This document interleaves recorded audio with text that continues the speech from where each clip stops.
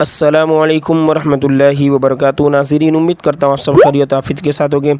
آئیے انشاءاللہ عز و جل آج کی اس ویڈیو میں اردو کتاب جنتی زیور کا پارٹ نمبر 85 پارٹ نمبر 85 انشاءاللہ عز و جل پڑھیں گے۔ پیج نمبر آپ دیکھ سکتے ہیں 215 ہے،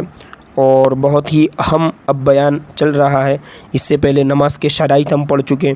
اب چونکہ نماز کے شرائط میں پہلی ہی شرط تھی طہارت یعنی پاکی، تو اب آئیے پاکی کے مسائل کا بیان پڑھیں گے۔ اس میں سب سے پہلے جو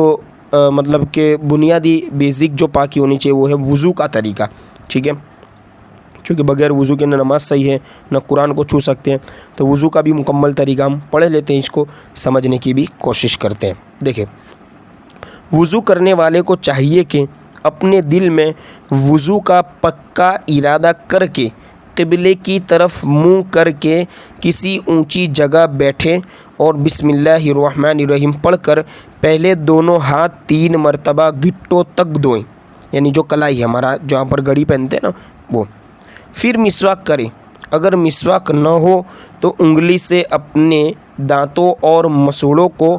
مل کر صاف کریں، یعنی اچھے سے انگلی کو رگڑنا ہے اور اس کو صاف کرنا ہے۔ اور اگر دانتوں یا تالو میں کوئی چیز اٹکی یا چپکی ہو تو اس کو انگلی یا مسواک یا خلال سے نکالے، یعنی اس کو ہلائے اور اس کو چھڑائے نا، ٹھیک ہے۔ پھر 3 مرتبہ کلی کرے۔ اور اگر روزہ دار نہ ہو، جیسے ابھی رمضان کا موقع ہے اور روزہ ہے، فجر کی نماز میں جیسے روزہ ہو جاتا ہے نا، ہم روزہ رکھ لیتے ہیں سحری کے وقت کے بعد سے، تو پھر گرگرا نہیں کرنا ہے، گرگر پانی ڈالتے ہیں حلق میں، کیونکہ ظاہر سی بات اگر گرگرا کریں گے تو پانی حلق کے نیچے جانے کا خطرہ ہے، ٹھیک ہے۔ تو کیا ہے، اگر روزہ دار نہ ہو تو گرگرا بھی کرے، لیکن اگر روزہ دار ہو یعنی روزہ رکھا ہو تو گرگرا نہ کرے کہ حلق کے اندر پانی چلے جانے کا خطرہ ہے۔ پھر داہنے ہاتھ سے 3 دفعہ ناک میں پانی چڑھائے، ٹھیک ہے، پانی لینا ہے سیدھے ہاتھ میں اور پانی چڑھانا ہے ناک میں، اور بائیں ہاتھ سے ناک صاف کرے یعنی الٹے ہاتھ سے، ٹھیک ہے۔ پھر دونوں ہاتھوں میں پانی لے کر 3 مرتبہ اس طرح چہرہ دھوئے کہ اب دیکھیں چہرے کی مقدار بتا رہے کہ کتنا چہرہ دھونا ہے، وہ پورا آپ کو یاد رکھنا ہے کہ ماتھے پر بال جمنے کی جگہ سے جو ہماری پیشانی ہے، ٹھیک ہے، وہاں سے لے کر تھوڑی کے نیچے تک جو داڑھی کا حصہ ہے اس کے نیچے تک، اور داہنے کان کی یعنی ایک کان سے ہے نا بائیں کان کی لو تک، جو نرم ہڈی ہے، ہڈی نہیں ہے مطلب نرم بالکل گوشت والا جو حصہ ہوتا ہے کان کا، تو وہاں تک، ٹھیک ہے۔ یہ ہو گیا چاروں طرف کی مقدار بیان کر دی نا، اوپر بال جمنے سے نیچے تھوڑی تک اور ایک کان سے دوسرے کان کی لو تک، سب جگہ پانی بہہ جائے اور کہیں ذرا بھی پانی بہنے سے نہ رہ جائے، یعنی تھوڑا بھی حصہ رہنا نہیں چاہیے۔ اگر داڑھی ہو تو اسے بھی دھوئیں اور داڑھی میں انگلیوں سے خلال بھی کریں، لیکن اگر احرام باندھے ہو تو خلال نہ کرے۔ پھر 3 مرتبہ احرام جو حج کے ارادے یا عمرے کے ارادے سے جاتے اور احرام باندھتے تو وہاں پر خلال نہیں کرنا ہمیں، ٹھیک ہے۔ اسی طرح آگے بتا رہے کہ 3 مرتبہ کوہنی سمیت، جو ہاتھ میں ہمارا جو ایک حصہ ہے کوہنی ہے نا، تو کوہنی سمیت یعنی کوہنی سے کچھ اوپر داہنا ہاتھ دھوئے، پھر اسی طرح 3 مرتبہ بایاں یعنی الٹا ہاتھ دھوئے۔ اگر انگلی میں تنگ انگوٹھی یعنی بالکل سخت یعنی یوں کہہ لیجیے فیٹ انگوٹھی یا پھر چھلا ہو، یا کلائیوں میں تنگ چوڑیاں ہو یعنی عورتوں کے لیے، تو ان سبوں کو یعنی ان تمام کو، یعنی انگوٹھی ہو تو اسے، چوڑیاں ہو تو اسے ہلا کر دھوئے تاکہ سب جگہ پانی بہہ جائے۔ پھر ایک بار پورے سر کا مسح کرے، اور اس کا طریقہ یہ، اب سر کا مسح کا طریقہ یہ ہے کہ دونوں ہاتھوں کو پانی سے تر کر یعنی اس کو بھگو لینا ہے نا پانی میں، ٹھیک ہے، دونوں ہاتھوں کو لیلا کر لینا ہے۔ اس کے بعد انگوٹھے اور کلیمے کی انگلی چھوڑ کر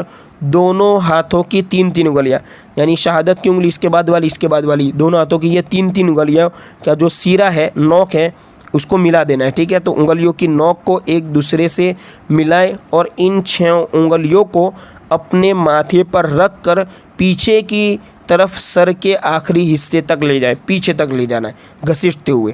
اس وقت ہتھیلی اور انگوٹھا نہ لگے، ٹھیک ہے، سر سے۔ اسی طرح کہ کلمے کی دونوں انگلیاں اور دونوں انگوٹھے اور دونوں ہتھیلیاں سر سے نہ لگنے پائیں۔ फिर सर के पिछले हिस्से से पानी माथे की तरफ, ठीक है, यानी कि जैसे दोनों हाथ खींचकर पीछे ले गए, फिर सर के पिछले हिस्से से हाथ माथे की तरफ वापस से लाने, नहीं इस तरह लाए, यानी वापस लाने के दोनों हथेलियां सर के दाएं बाएं हिस्से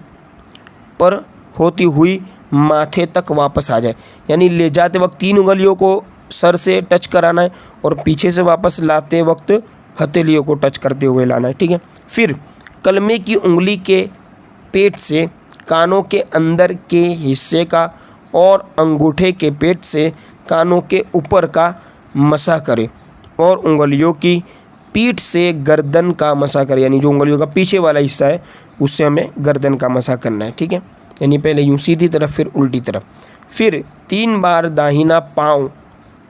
यानी पहले सीधा पाँव टखने समेत, यानी जो गोल हड्डी होती है पैर में, यानी कि टखने से कुछ ऊपर तक धोए। फिर बायां पाँव यानी उल्टा पाँव इसी तरह 3 दफ़ा यानी 3 मरतबा धोएं, ठीक है। अब फिर बाएं हाथ की छुंगलियाँ, यानी उल्टे हाथ की जो छुंगलियाँ, यानी कि छोटी उंगली लास्ट वाली उंगली, इससे दोनों पैरों की उंगलियों का इस तरह खिलाल करें कि पैर की दाहिनी छुंगलियाँ शुरू करें, यानी सीधे पैर की छुंगली से शुरू करना है, यहाँ से इस तरफ से, जैसे 1 2 3 4 नंबर होते इस तरह छुंगली, यानी लास्ट वाली उंगली से शुरू करेंगे सीधे पैर की होते हुए अंगूठे तक, फिर वही अंगूठा ख़त्म करके डायरेक्ट उल्टे पैर के अंगूठे पे आ जाएंगे और लास्ट में छुंगली पर ख़त्म करेंगे और बाईं छुंगलियों पर ख़त्म करें। वज़ू कर लेने के बाद 1 मरतबा ये दुआ पढ़े। आइए वज़ू के बाद की दुआ भी पढ़ लेते हैं। अल्लाहुम्मा जअलनी मिनत तव्वाबीन वजअलनी मिनल मुतत्तहिरीन। और खड़े होकर वज़ू का बचा हुआ पानी थोड़ा सा पी ले। ये उस वक्त हुक्म है कि जब लोटे वगैरह से वज़ू कर रहे हो, चूँकि अभी तो अब ये ज़माना रहा नहीं, नल वगैरह की सिस्टम होती है तो इसमें तो पीना मुनासिब नहीं होगा, लेकिन हो सकता है पानी साफ़ और बचा हुआ हो लोटे वगैरह में, तो फिर वो बचा हुआ पानी है उसमें बरकत होती है कि ये बीमारियों से शिफा है, ठीक है, जो लोटे में बचा हो, और ये भी वज़ू ही की बरकत से इस पानी में शिफा है। बेहतर यह है कि वज़ू में हर उज़्व को धोते वक्त, हर उज़्व यानी शरीर का अंग, ठीक है, इसको धोते हुए बिस्मिल्लाह पढ़ लिया करे और दुरूद शरीफ और कलमाए शहादत भी पढ़ता रहे।